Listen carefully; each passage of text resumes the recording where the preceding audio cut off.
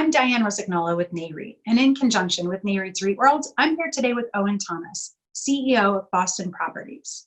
Hello, Owen. How are you today? Great, Diane. Thank you for having me. Good to see you again. Can you start by giving us an update on where things stand in your key markets for workers returning to the office? Be delighted. So as you can see from my background here, this isn't Zoom. This actually is my office in New York, and I'm pleased to be back here. I've actually been coming back to the office since it was legal in New York in June. And for the last few months, I've actually been riding on public transportation. And we have here at Boston Properties, capped by law about 50% of our employees. But to answer your question, you really have to look at, there's kind of two aspects to that answer. One, what is allowed by government regulation? And then second, what kind of census are we seeing in the buildings in terms of our turnstile counts of workers coming back?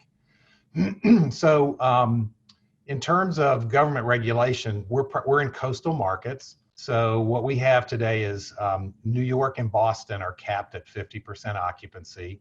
The District of Columbia is capped at 25. Northern Virginia, I think, is capped at 50. San Francisco just opened last week at 25%.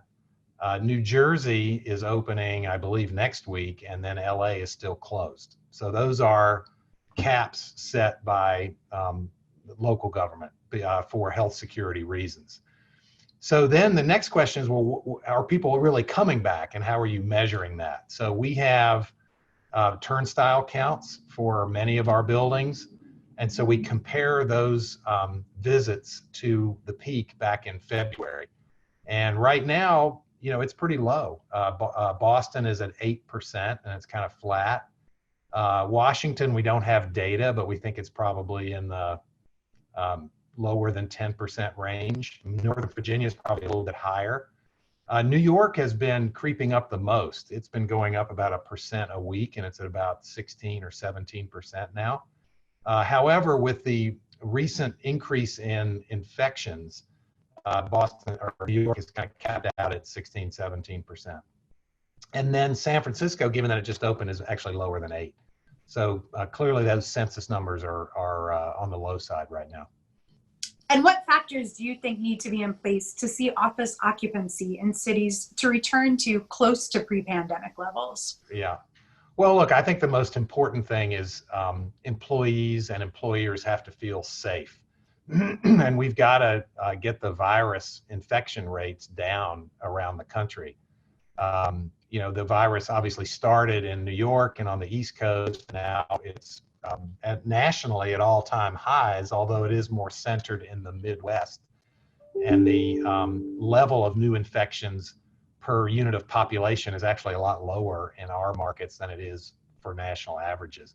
But the fact is, it is going up, and we're entering into a colder season. And, I think a lot of people, frankly, are not following necessarily the health safety guidelines. And so we've got to get that virus count down. I think that's the most important thing. Because then as a result of that, the other things that are important are schools. A lot of employees of our company, and generally, they have small children or children that need to be tended to during the day. And if they're not in school, then those employees need to be at home. I do think there are concerns about public transportation as well. But again, it's all related to health safety. And then, being confident that both the public transportation and the buildings that workers go to are practicing, at a minimum CDC guidelines in terms of health security. But I do think once, the other part of it is when you come back to the office, you want it to be like the office. You want your coworkers to be there. You want restaurants to be open. You want to be able to network with clients and customers and friends in the industry. So I do think as more and more people start coming back to the office, we'll hit a tipping point, and it'll accelerate the return to the office. And health and wellness have always been a priority for Boston Properties. But can you talk about some of the bigger steps you have taken in your properties in lieu of COVID-19? Yeah. Back in April, at the beginning of the virus period, when everyone went to remote work, we knew that we would be inviting all of our clients to come back to the office. You know, it's been longer than what we thought, but we knew we would be doing that. And so we knew it was important to ensure their safety and confidence in their safety in our buildings. So we formed a health security task force at Boston Properties, and we brought in external medical experts, specifically Dr. Joe Allen of the Harvard School of Public Health. He advised us. We came up with a comprehensive health security plan. By the way, that's posted on our website, so it's not a, it's a piece of public information. We met with hundreds of our customers to go through all that, to go through all the provisions of it.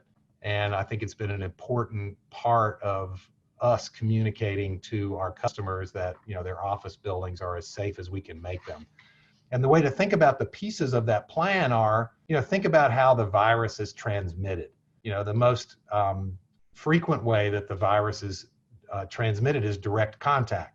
So we've got to defend against that. So we are forcing spacing in our buildings, social distancing, 6-foot distancing. So queuing coming into the buildings.